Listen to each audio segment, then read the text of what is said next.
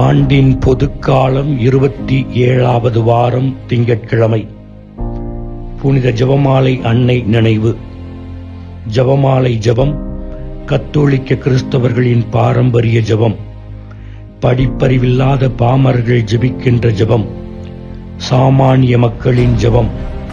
சென்னை மயிலை உயர்மறை மாவட்டத்தில் இளைஞர்கள் இயக்கத்தின் இயக்குனர் தந்தை ஃபாதர் ரொனால்ட் ரிச்சர்ட் அவர்கள் ஜெபமாலை ஜெபிக்கும் பழக்கத்தை இளைஞர்கள் மனதில் ஊன்றியிருக்கிறார். அவர் போடும் இந்த சிறிய விதை இந்த இளசுகளின் மனதில் ஒரு நாள் விருட்சமாகும்.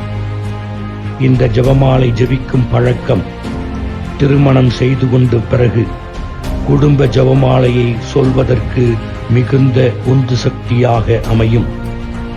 இளைஞர்கள் மத்தியில் ஜெபமாலை என்ற ஜெபம் அவுட்டேட்டட் ஜெபம் என்று நினைத்து வைக்கிறது. ஜெபமாலையை தங்களோடு எடுத்துச் செல்வதற்கு அவர்களுக்கு பாரமாக இருக்கிறது. ஆனால் 1 அல்லது 2 செல்போன்களை மட்டும் எடுத்துச் செல்ல அவர்களுக்கு பாரமாக தெரியவில்லை. நான் பூவிருந்த மல்லி குருமடத்தில் தத்துவையில் படித்துக் கொண்டிருக்கும் போது ஃபாதர் ஜோ மன்னத் அவர்கள் ஆற்றிய மறையுரை இன்னும் என் காதுகளில் ரிங்காரமிட்டுக் கொண்டே இருக்கிறது. ஃபாதர் ஜோ மன்னத் இவர் ஒரு சலேசிய குருவானவர். இந்த உலகத்தில் உள்ள ஆண்டோர்களுக்கும் சான்றோர்களுக்கும் மிகுந்த பரிச்சயம் உள்ளவர். நான் அவர் ஆற்றிய மறையுரையை உங்களிடம் பகிர்ந்து கொள்வதற்கு முன்னால் அவரை பற்றிய ஒரு வார்த்தை. என்னுடைய அனுபவத்தில் இவர் ஒரு மாமனிதர். நான் அவரிடம் தத்துவையில் பயின்றது 1992. பிறகு அவரோடு கடித போக்குவரத்தும் தொலைபேசி உரையாடலும் மட்டும்தான். 2001ஆம் ஆண்டு நான் குருவானவராக திருநிலைப்படுத்தப்பட்டு என் முதல் திருப்பலியை சாஸ்திரியினர்கள் ஆற்றிய போது என் முதல் திருப்பலியில் பங்கெடுத்தார்.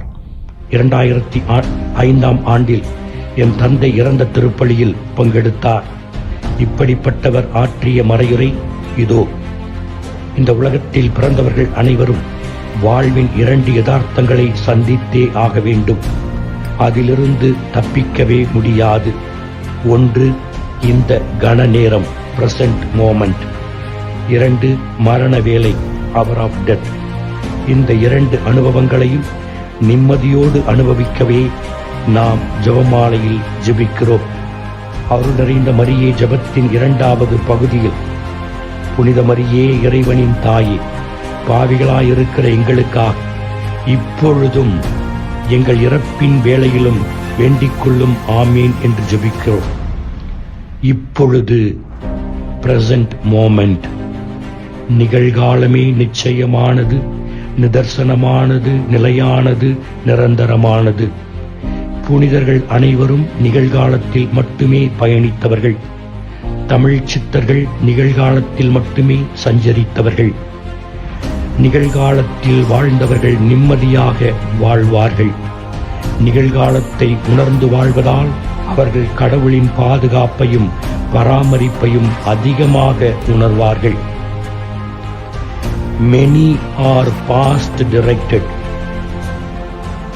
Others are future oriented and only few are present centered.